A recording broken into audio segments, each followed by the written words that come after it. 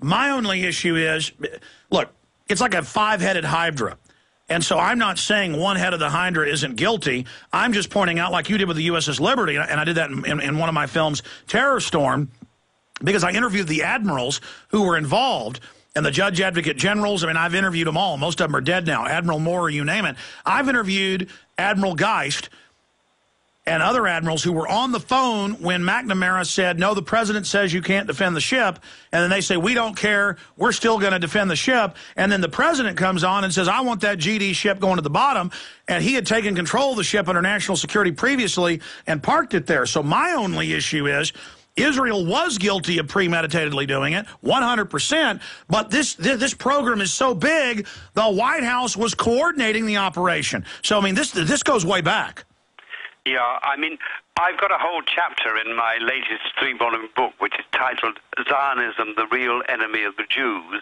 I've got a separate chapter on the whole Liberty affair, and I bring it to an end by saying that what the Liberty affair shows us is that there is nothing Zionism won't do to its friends as well as its enemies to get its own way.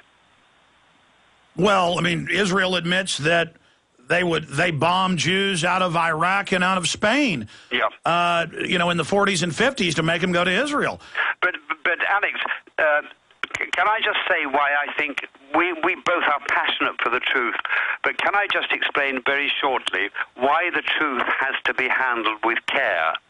Because if it's not, it could provoke anti-Semitism.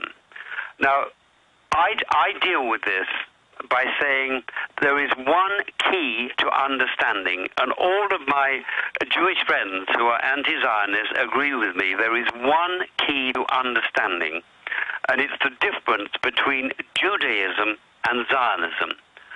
Judaism is the religion of Jews, not the Jews, because not all Jews are religious. Like Islam, like Christianity, it has at its core a set of moral values and ethical principles. Zionism, as Jewish nationalism, is a colonial enterprise which founded a state for some Jews, mainly by Zionist terrorism and ethnic cleansing. Now, the point is this.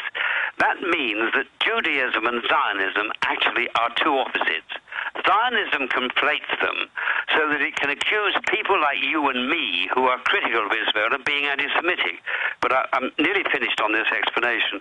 When you know the difference between Judaism and Zionism, you can understand, A, why it is perfectly possible to be passionately anti-Zionist, meaning anti the colonial enterprise, without being in any way, shape or form anti-Semitic, anti-Jew. More importantly, you can understand why it's wrong to blame all Jews everywhere for the crimes of the few in Israel. Sure, but I just want to be specific on this whole subject. To me, I don't even approach it from psychologically from an issue of Jews or Germans or Chinese. The Chinese government does horrible atrocities and takes political dissidents' organs. What does that have to do with Chinese people? Or there's an Italian mafia. What does that have to do with Italians? Or John Wayne Gacy, the serial killer, was a WASP or a white guy. I mean, what does that have to do with white people? I mean, every major government I've studied. I mean, the Russians have been caught countless times staging terror attacks. The czars did it. The communists did it. I mean, this is just, I believe what the Founding Fathers did. Any big government tends towards corruption, like you said about the Arab states, highly corrupt. You know, the Saudi Arabians are constantly doing just unspeakably bad things. And so, you know, to me, the media, like you said, wants to make it about anti-Semitism, and we've caught the feds running all these white supremacist groups to go out and be virulently anti-Semitic, to then poison the water from a real debate. Alex, let me put it this way.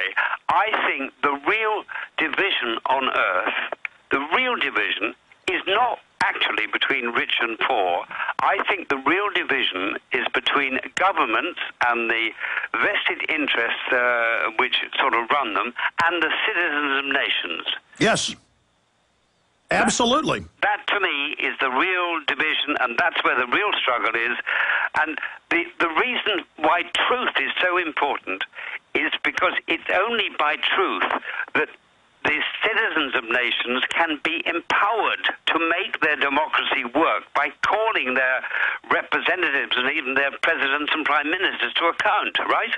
Yes, sir. Alan Hart, in the time we've got with you, though, and I want to have you back up soon about your amazing research and all the incredibly famous people you've interviewed, because, I mean, I love history, and I want to get it from your perspective and also talk more about your 3-volume book that's out, the 3rd volume coming out soon. AlanHart.net, is that the best website to give out? Yeah, but there's also my American publisher, www.claritypress.com. claritypress.com, and we'll talk about the title of the book and more before you leave us, and I'm going to keep you a little bit in the next hour with Bob Chapman because this time is just exploding past us. But I want to digress now.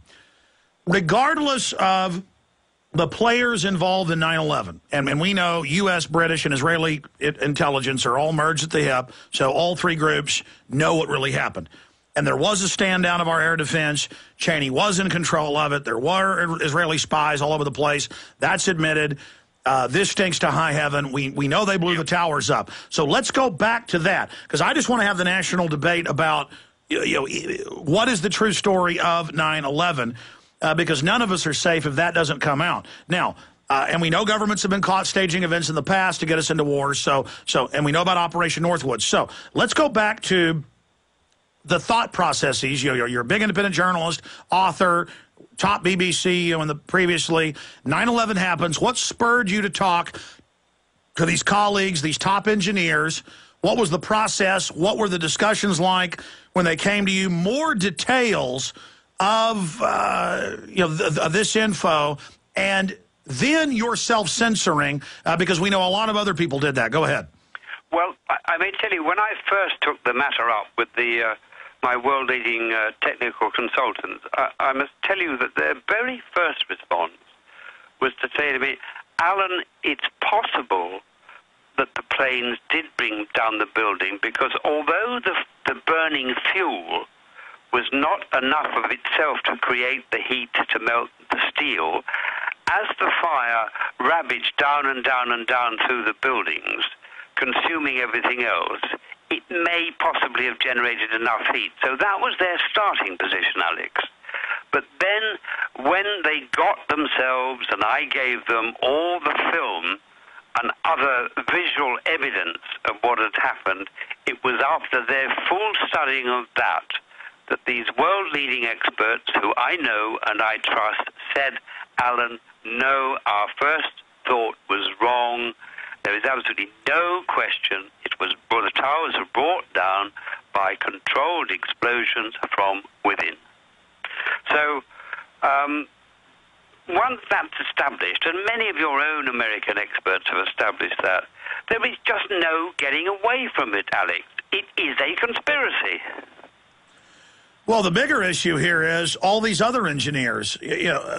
So you're there talking to them. You can see them being blown up, the concrete being turned into dust, the beams being ejected 600 feet.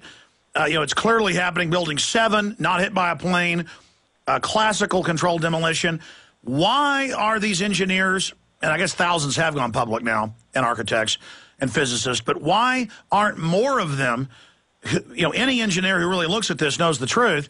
NIST has backed out of their last 6 reasons that Building 7 fell and the towers fell. They lied and said the building was hollow and all these other things. So, why do people then just cowardly not come out and tell the truth? Alex, it's very simple.